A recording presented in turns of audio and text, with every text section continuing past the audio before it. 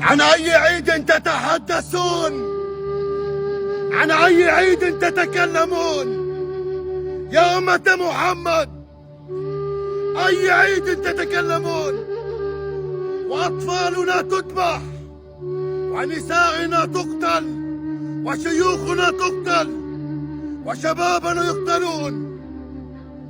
أصلا إن سنتين بضحوا علينا وانتوا نايمين.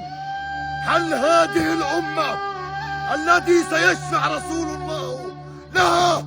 لا والله، سنتين واحنا بضحوا على أطفالنا، سنتين وبضحوا على شيوخنا، سنتين وبضحوا على نسائنا، جوع وإبادة وقصف وموت. أين الأمة؟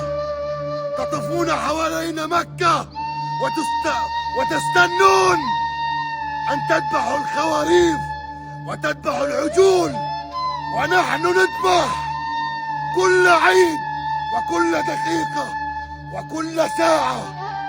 حسبنا الله ونعم الوكيل.